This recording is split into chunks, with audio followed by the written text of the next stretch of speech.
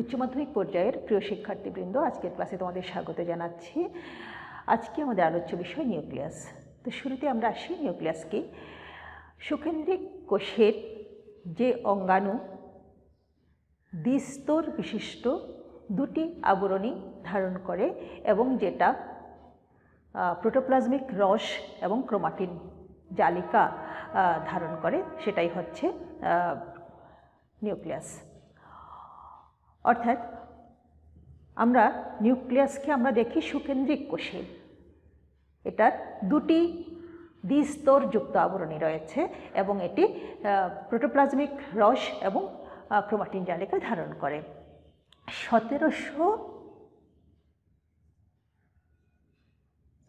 1831 সালে Robert brown 1831 সালে বিজ্ঞানী রবার্ট ব্রাউন অর্কিড পাতার কোষে, এক ধরনের অর্কিড যেটার নাম হচ্ছে রাসনা, এই রাসনা নামক অর্কিড উদ্ভিদের পাতার কোষে প্রথম নিউক্লিয়াস আবিষ্কার করেন, নামকরণ করেন নিউক্লিয়াস। এটাকে আমরা কোষের প্রাণ কেন্দ্র বলি, কেন্দ্রিকা বলি, আবার কোষের মস্তিষ্কও বলে থাকি। আমরা নিউক্লিয়াসকে কোষের মস্তিষ্ক বলি, প্রাণকেন্দ্র বলি, কেন্দ্রিকাও বলে থাকি। তো এরপরে আমরা আসব নিউক্লিয়াসের সংখ্যা, কোষে নিউক্লিয়াসের সংখ্যা। সাধারণত একটি কোষে একটি নিউক্লিয়াস থাকে, তবে প্রোক্যারিওটিক কোষ সে সাধারণত নিউক্লিয়াস দেখা যায় না। আবার ইউক্যারিওটিক কোষের মধ্যেও আমরা কোনো কোনো ক্ষেত্রে নিউক্লিয়াস পাই না, যেমন আমাদের স্তন্যপায়ীদের ক্ষেত্রে লোহিত রক্তকণিকা অর্থাৎ আরবিসিতে পরিণত অবস্থায় লোহিত কণিকা থাকে না। আবার উদ্ভিদের ক্ষেত্রে তার ফ্লোয়েম সেলের ফ্লোয়েম টিস্যুর সিপ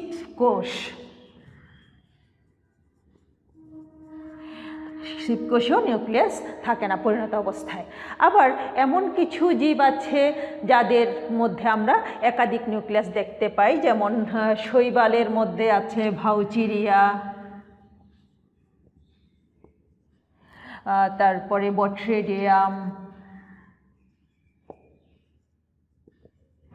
এইগুলা হচ্ছে শৈবাল।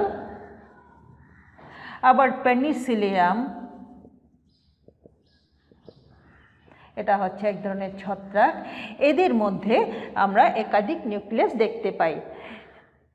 এই একাধিক নিউক্লিয়াস বিশিষ্ট যে গঠনগুলো, এটাকে আমরা বলি সিনোসাইট।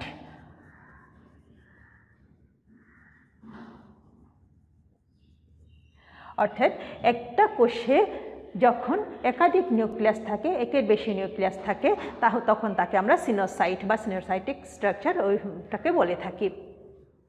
অর্থাৎ এক্ষেত্রে পাশাপাশি দুটো কোষের মধ্যে পার্শ্ব প্রস্থ প্রাচীরগুলো গঠিত হয় না। এখন আমরা আসব এর আকৃতি। নিউক্লিয়াস সাধারণত বৃত্তাকার হয়ে থাকে, তবে এটা এছাড়াও বিভিন্ন আকৃতির আমরা দেখতে পারি, যেমন মূলাকার হতে পারে, শাখান্বিত হতে পারে ইত্যাদি বিভিন্ন ধরনের আকার আমরা এতে দেখে থাকি।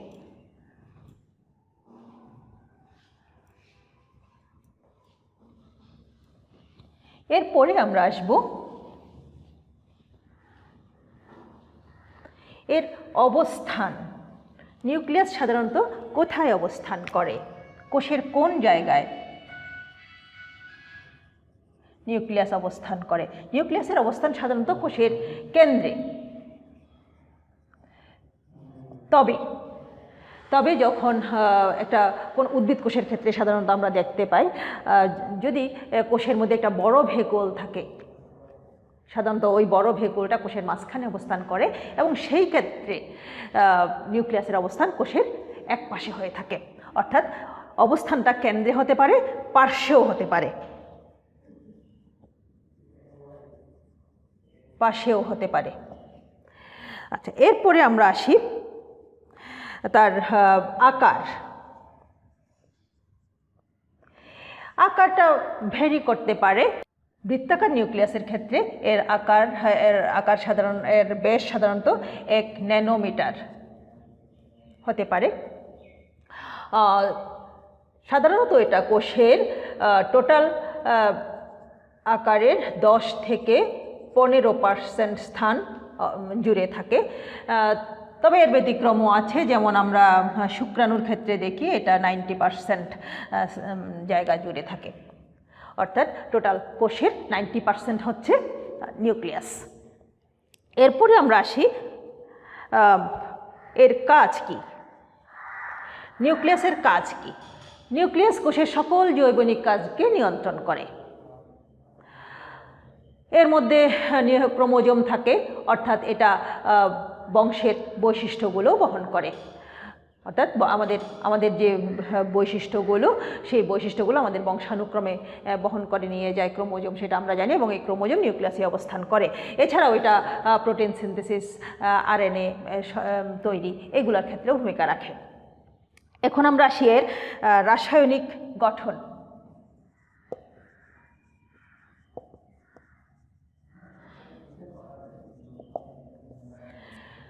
নিউক্লিয়াস কি দিয়ে গঠিত?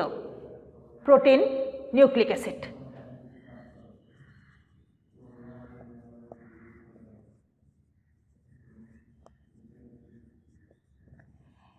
এছাড়া অন্যান্য উপাদানের মধ্যে আছে পানি, লিপিড, এনজাইম, কোএনজাইম ইত্যাদি। এই সব কিছু মিলিয়ে একটা নিউক্লিয়াস রাসায়নিকভাবে গঠিত হয়। এরপরে আসি আমরা একটা নিউক্লিয়াসকে যদি আমরা আদর্শ নিউক্লিয়াস হিসাবে ধরি, তাহলে একটা আদর্শ নিউক্লিয়াসের গঠন আমরা কি দেখতে পাই একটা আদর্শ নিউক্লিয়াসে, আমরা তা এখন দেখি।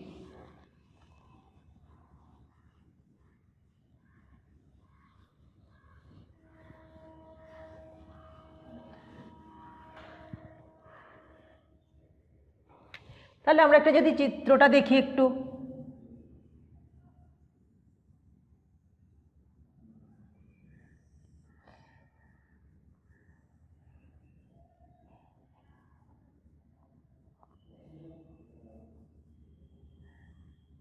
দ্বিস্তর বিশিষ্ট এই আবরণ।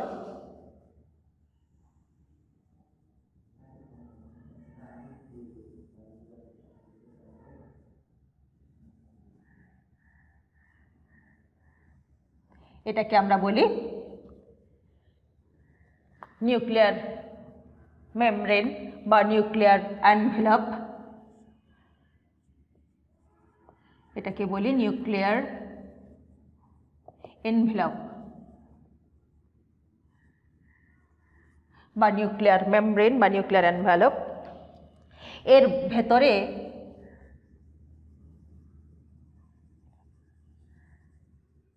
একটা ঘন বৃত্তাকার একটা ছোট্ট অংশ আমরা দেখি, এটাকে আমরা বলি নিউক্লিওলাস।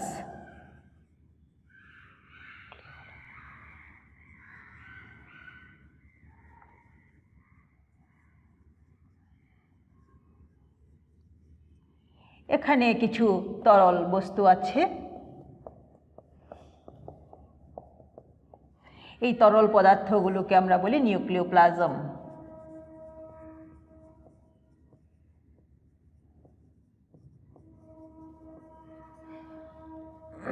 আর এখানে আরো কতগুলো খুব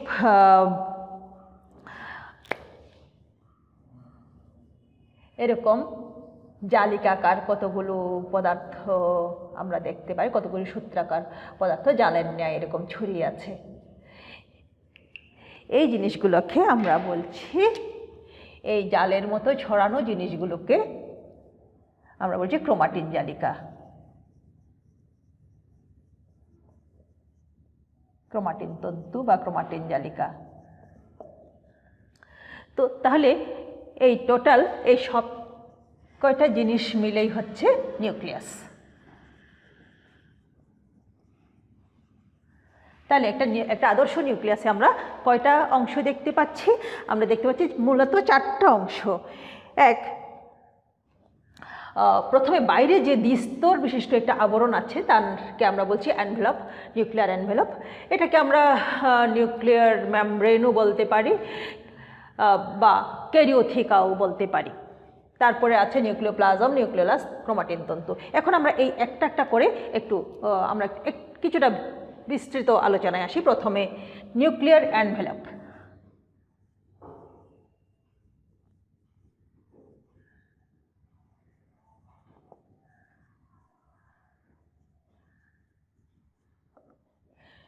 নিউক্লিয়াসের সবচেয়ে বাইরের অংশ হচ্ছে নিউক্লিয়ার অ্যানভেলপ।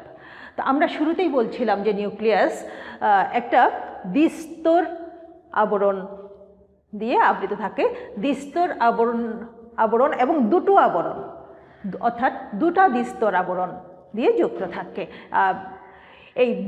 এই দুই স্তর আবরণটা হচ্ছে ফসফোলিপিড দিয়ে তৈরি, অর্থাৎ দুটি ফসফোলিপিড বাইলেয়ার দিয়ে নিউক্লিয়ার অ্যানভেলপ তৈরি হয়। তার উপাদানটা কি? ফসফোলিপিড। ফসফেট এবং লিপিডের সমন্বয়ে, অর্থাৎ ফসফোলিপিড বাইলেয়ার দুটো একসাথে যুক্ত হয়ে নিউক্লিয়াসের বাইরের আবরণটা তৈরি করে। একে আমরা ক্যারিওথিকা বলে থাকি।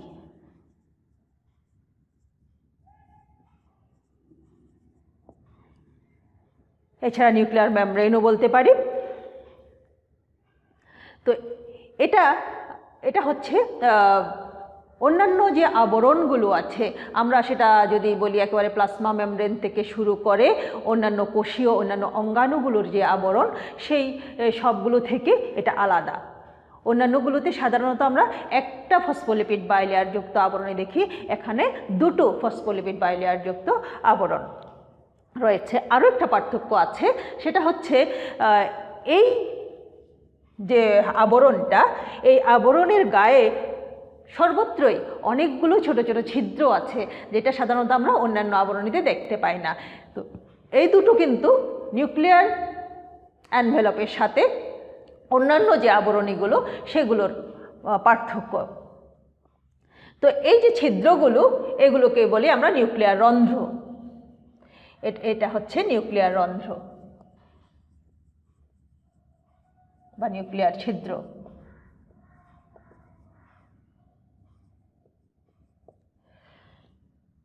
তো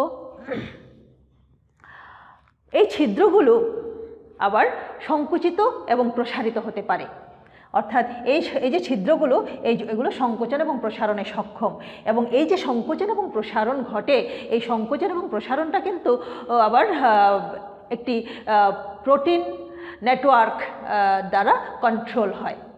অর্থাৎ এখানে একটা প্রোটিন নেটওয়ার্ক আছে যা এই সংকোচন এবং প্রসারণকে কন্ট্রোল করে। তো এই প্রোটিন নেটওয়ার্কের মধ্যে প্রত্যেকটা ছিদ্রে 8টা প্রোটিন গ্র্যানুল চক্রাকারে অবস্থান করে। এই 8টা গ্র্যানুলের মাঝখানে আরেকটা বড় প্রোটিন গ্র্যানুল অবস্থান করে, যাকে বলে ট্রান্সপোর্টার। আমরা একটু ট্রান্সপোর্টারটা দেখি একটু একে। আমরা টোটাল একটা ছিদ্রের গঠন একটু বিশদ আঁকার চেষ্টা করি। এইরকম একটা বড়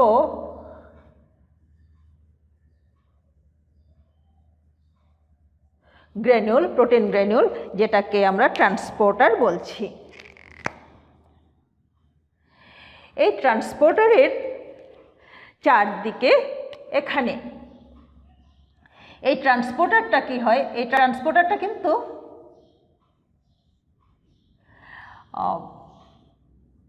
কোষের নিউক্লিয়াসের নিউক্লিয়ার এনভেলপের সাথে যুক্ত থাকে অ্যাঙ্কার প্রোটিন নামক এক ধরনের প্রোটিনের সাহায্যে।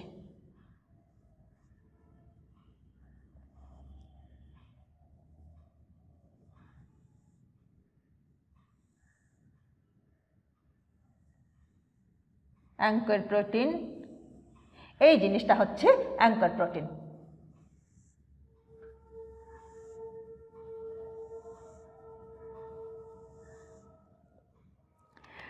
তাহলে এই যে এখানে এই যে প্রোটিন, এই যে এটা হচ্ছে অ্যাঙ্কার প্রোটিন। অ্যাঙ্কার প্রোটিনের সাহায্যে এটা যুক্ত থাকে। এটা কোষের, এটা নিউক্লিয়াসের ভেতরের দিক,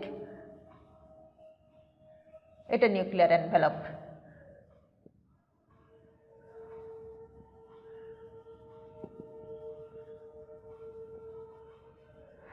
এটা হচ্ছে অ্যাঙ্কার প্রোটিন।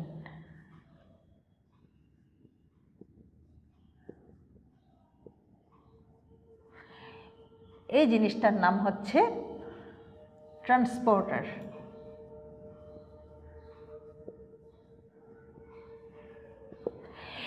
এটার চারদিকে এখানে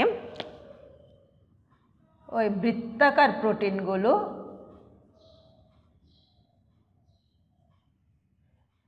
যুক্ত থাকে। একইভাবে এখানেও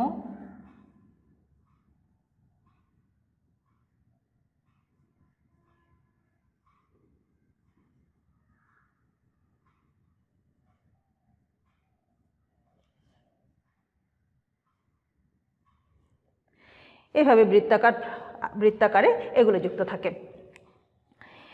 এগুলো হচ্ছে রিং সাব ইউনিট, এগুলোকে আমরা বলি রিং সাব ইউনিট।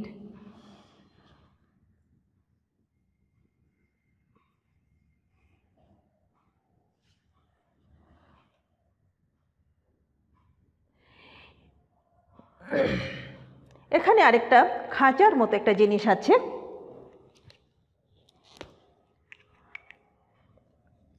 এখানে একটা খাঁচা,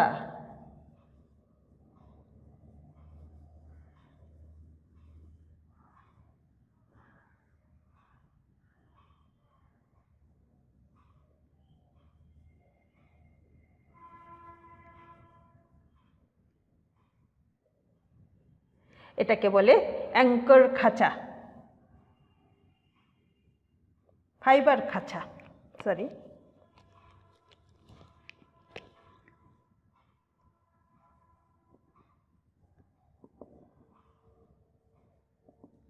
এই ফাইবার খাঁচা এর সাহায্যে এই যে প্রোটিনগুলো, এই যে চক্রাকারে আছে এই প্রোটিনগুলো নিউক্লিয়াসের ভেতরের দিকে একসাথে ঝুলে থাকে। এছাড়া এই যে বৃত্তাকার প্রোটিনগুলো, এগুলো এরকম কতগুলো স্পোকের সাহায্যে, এগুলো এরকম কিছু স্পোকের সাহায্যে পরস্পরের সাথে আঁকড়ে থাকে।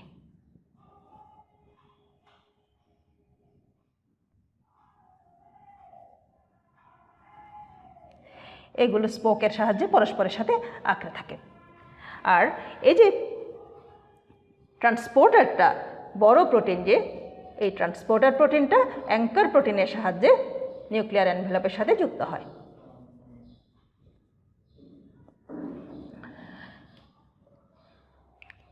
তো এই যে অ্যাঙ্কার ট্রান্সপোর্টার এখানে আমরা বললাম, এই ট্রান্সপোর্টারটা নাম কিন্তু এর কাজের সাথে সংযুক্ত আছে, অর্থাৎ এর কাজের প্রেক্ষিতেই এর নামকরণ। এই বিভিন্ন রকমের বড় বড় গ্রেনুলগুলো, অর্থাৎ বড় বড় অণু, যেমন আরএনএ, সেটা বাইরে থেকে ভেতরে বা ভিতর থেকে বাইরের পরিবহনের কাজ করে, এবং এই কারণেই এর নামটা হয়েছে ট্রান্সপোর্টার, অর্থাৎ এটা ট্রান্সপোর্ট কাজের সাথে যুক্ত থাকে। এছাড়াও এই যে এর আবরণটা, নিউক্লিয়ার এনভেলপ, এখানে এটা অনেক সময় এন্ডোপ্লাজমিক রেটিকুলামের সাথে সংযুক্ত থাকে এবং এটা অনেক সময় রাইবোজোম বহন করে থাকে। এরকম আমরা এখানে এটার গায়ে আমরা এরকম গুটি গুটি দেখতে পাই, এগুলো হচ্ছে রাইবোজোম। এটা এন্ডোপ্লাজমিক রেটিকুলামকেও বহন করে থাকে। এন্ডোপ্লাজমিক রেটিকুলাম এটা অনেক সময় সৃষ্টিও করে থাকে। তো আমরা তাহলে আসি এখন নিউক্লিয়ার এনভেলপ কি কি কাজ করে।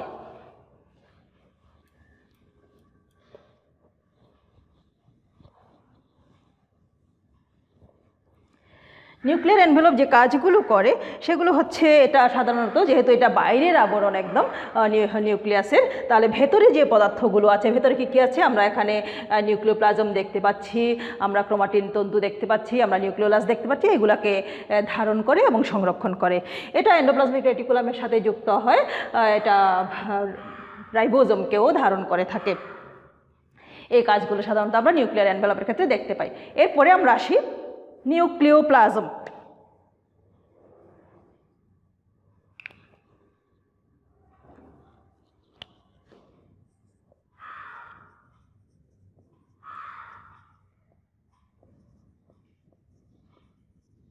নিউক্লিওপ্লাজম হচ্ছে নিউক্লিয়াসের নিউক্লিয়ার এনভেলপ পরিবেষ্টিত অবস্থায় ভেতরে যে ঘন তরল পদার্থটা রয়েছে সেটা হচ্ছে নিউক্লিওপ্লাজম।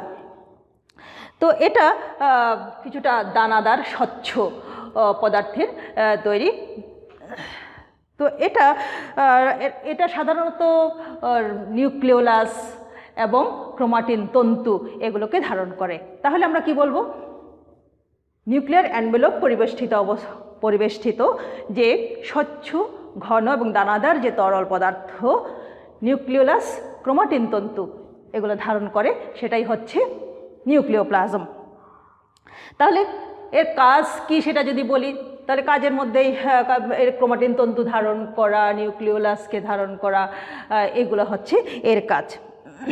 আবার এনজাইমের, এটা এখানে অনেক ধরনের এনজাইম থাকে, ওইগুলোকে ধারণ করে রাখে, বিভিন্ন ধরনের জৈবনিক কাজে এটা সহায়তা করে। এইসব কাজগুলো আমরা সাধারণত নিউক্লিওপ্লাজমের ক্ষেত্রে দেখতে পাই। এরপরে আমরা আসবো তাহলে নিউক্লিওলাস।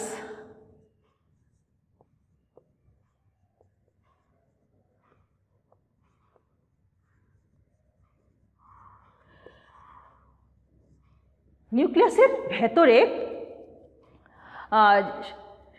যে ঘন একটা ছোট বৃত্তাকার একটা বস্তু, একটা গোলাকার বস্তু আমরা দেখতে পাই, সেটাই হচ্ছে নিউক্লিওলাস।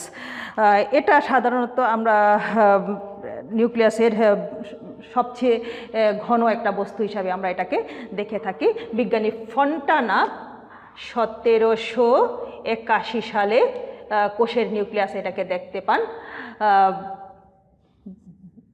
ফন্টানা এবং 1840 সালে বিজ্ঞানী বাউম্যান এর নামকরণ করেন। তাহলে ফন্টানা প্রথমে দেখেন হচ্ছে 1781 সালে কোষের নিউক্লিয়াসে একে দেখতে পান, কিন্তু এর নামকরণ হয় আর অনেক পরে 1840 সালে, এবং নামকরণ করেন অন্য একজন বিজ্ঞানী, তিনি হচ্ছেন রবার্ট বাউম্যান। এরপরে আমরা আসি তার অবস্থান। নিউক্লিওলাসের অবস্থান সাধারণত কোথায়? নিউক্লিওলাস সাধারণত অবস্থান করে এই নিউক্লিয়াসের ভেতরে যে ক্রোমাটিন তন্তুগুলো আছে সেগুলোর কোনো একটা বিশেষ ক্রোমাটিন তন্তুর একটা বিশেষ স্থানে এটা অবস্থান করে। যেই স্থানে অবস্থান করে সেই স্থানটার নাম হচ্ছে স্যাট বা স্যাটেলাইট।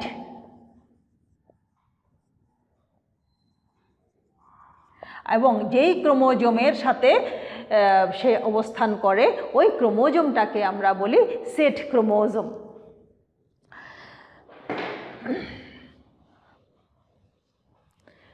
সংখ্যা কীরকম, কতগুলো থাকে? সাধারণত একটা কোষে নিউক্লিয়াসে একটা নিউক্লিওলাস দেখতে পাওয়া যায়, তবে যে সমস্ত কোষ প্রোটিন সিনথেসিস করে না সেক্ষেত্রে নিউক্লিওলাস দেখা যায় না। আবার যদি কোনো কোনো কোষে যখন দেখা যায় যে প্রোটিন সিনথেসিস অনেক বেশি হচ্ছে সেই ক্ষেত্রে নিউক্লিওলাস একাধিক থাকতে পারে। অর্থাৎ নিউক্লিওলাসের সংখ্যা একটা কোষে সাধারণত একটা, তবে এটা নাও থাকতে পারে, আবার একাধিকও থাকতে পারে। এখন আসি আমরা উৎপত্তি, কিভাবে এই নিউক্লিওলাস উৎপন্ন হয়। নিউক্লিয়াসের সেট ক্রোমোজোমের যে স্যাটেলাইট, সেটার মধ্যে যে জিন থাকে, সেই জিন কিন্তু নিউক্লিওলাস উৎপাদনে ভূমিকা রাখে বলে প্রমাণ পাওয়া গেছে কিছুটা। এখন আমরা আসি ভৌত গঠন। নিউক্লিওলাসের ভৌত গঠন। নিউক্লিওলাসে আমরা দেখতে এটার যে মেমব্রেন, সাধারণত মেমব্রেন সম্পর্কে কিছু জানা যায়নি, মেমব্রেন আবিষ্কার হয়নি সেটা বলা যায়। একে আমরা তন্তুময় দানাদার এবং ম্যাট্রিক্স, এই তিনটা ভাগে ভাগ করতে পারি। তাহলে নিউক্লিওলাসকে আমরা তন্তুময়, দানাদার এবং ম্যাট্রিক্স এই তিন ভাগে ভাগ করতে পারি। এরপরে আমরা আসি তার রাসায়নিক গঠন।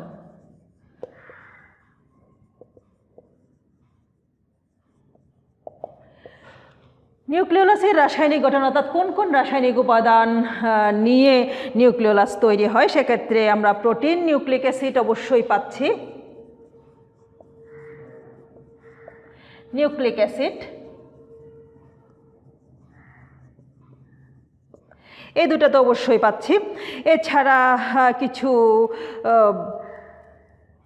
অন্যান্য কিছু উপাদান এখানে থাকতে পারে, তবে এটা মূলত প্রোটিন এবং নিউক্লিক অ্যাসিড নিয়ে গঠিত। প্রোটিন, নিউক্লিক অ্যাসিডের মধ্যে আরএনএ, খুব সামান্য পরিমাণে ডিএনএ এখানে থাকতে পারে। কাজ কি করে? আরএনএ সংশ্লেষণ করে, প্রোটিন সংশ্লেষণ সংরক্ষণ করে, নিউক্লিওটাইডের ভাণ্ডার হিসাবেও এটা কাজ করে। নিউক্লিওটাইড কি আমরা পরে আসবো। নিউক্লিওটাইড আমরা সাধারণত জানি যে base, nitrogen base, pentose sugar এবং ফসফরিক অ্যাসিড, এগুলো মিলে একটা নিউক্লিওটাইড তৈরি হয়। এগুলোর এই গঠনগুলো সম্পর্কে আমরা পরবর্তীতে আরও একটু বিস্তারিত আলোচনা করব আমাদের পরবর্তী কোনো একটা ক্লাসে। এরপরে আমরা আসব ক্রোমাটিন তন্তু।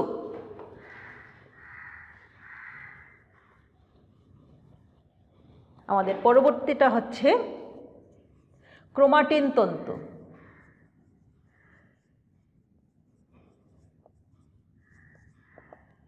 এই যে নিউক্লিয়াসের ভেতরে যে এই যে চক্রায় যে জালির মতো যে ছড়ানো যে তন্তুগুলো, এগুলোর নামই হচ্ছে ক্রোমাটিন তন্তু।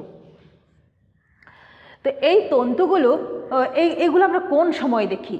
এই তন্তুগুলো আমরা সাধারণত দেখতে পাই হচ্ছে কোষ বিভাজন পর্যায়ে নয়, বিভাজন যখন হয় না তখন, অর্থাৎ কোষের বিশ্রাম পর্যায়ে আমরা এই কোষের এই অবস্থা দেখতে পাই, অর্থাৎ ক্রোমাটিন তন্তুগুলোকে তন্তু আকারে দেখতে পাই। তো এগুলো, এই ক্রোমাটিন তন্তুগুলো কিন্তু প্রোটিন এবং নিউক্লিক অ্যাসিড সমন্বয়ে, প্রোটিন এবং ডিএনএ সমন্বয়ে এগুলো গঠিত হয়।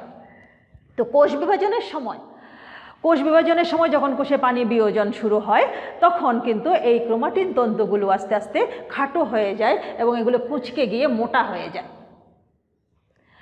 তো মোটা হয়ে গেলে এগুলো একটা নির্দিষ্ট স্ট্রাকচার ধারণ করে এবং এদেরকে সংখ্যায় তখন গোনা যায়। অর্থাৎ তখনই আমরা বলতে পারি যে একটা প্রজাতির কোষের নিউক্লিয়াসে কয়টা ক্রোমোজোম আছে। অর্থাৎ তখন আমরা এই ক্রোমাটিন জালিকাগুলোর খাটো এবং মোটা হওয়ার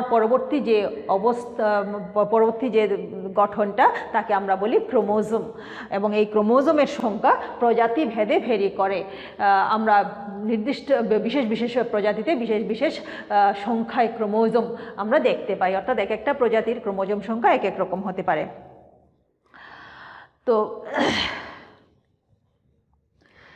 তো এই ক্রোমোজোম, অর্থাৎ কোষের যখন বিভাজন পর্যায় শুরু হয় তখন আমরা আলোক অনুবীক্ষণ যন্ত্র যেটা, সেই আলোক অনুবীক্ষণ যন্ত্রের সাহায্যে আমরা এই ক্রোমোজোমগুলোকে দেখতে পাই এবং গুণেও নিতে পারি। তো এগুলো কি কি দিয়ে তৈরি হয়? রাসায়নিকভাবে প্রতিটি ক্রোমোজোম ডিএনএ, আরএনএ অর্থাৎ নিউক্লিক অ্যাসিড এবং প্রোটিন, ক্রোমাটিন তন্তুর গঠনের মধ্যে আমরা নিউক্লিক অ্যাসিড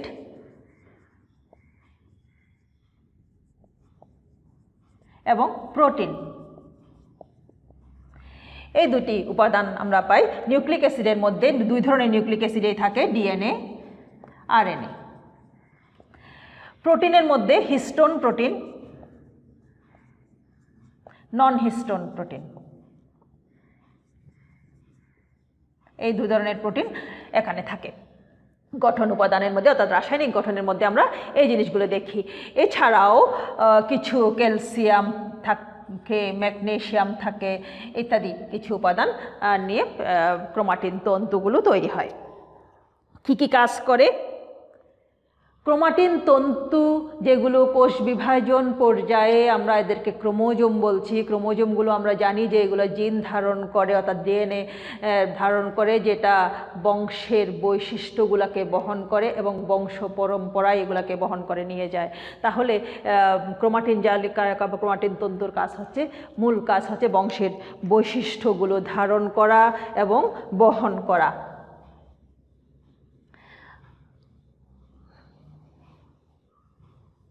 এছাড়াও বংশের বৈশিষ্ট্য ধারণ এবং বহন করা ছাড়াও কোষের মধ্যে যে মিউটেশন ঘটে, যে ভেরিয়েশন ঘটে, অর্থাৎ মিউটেশন, ভেরিয়েশন বা প্রকরণ সৃষ্টিতে, মিউটেশন বা ভেরিয়েশন বা অর্থাৎ প্রকরণ সৃষ্টিতেও এদের ভূমিকা আছে। তো আমরা আজকে নিউক্লিয়াসের গঠন, আদর্শ নিউক্লিয়াসের বিভিন্ন অংশ, এগুলো নিয়ে মোটামুটি আলোচনা করলাম। আমরা আজকের পার্ট এখানে শেষ করব। আমরা পরবর্তী ক্লাসে এই নিউক্লিয়াসের ক্রোমাটিন তন্তুর যে বিভাজন সময়ের যে অবস্থা অর্থাৎ ক্রোমোজোম, সেই ক্রোমোজোম নিয়ে পরবর্তী ক্লাসে আমরা আলোচনা করব। সে পর্যন্ত সবাই ভালো থেকো। ধন্যবাদ সবাইকে।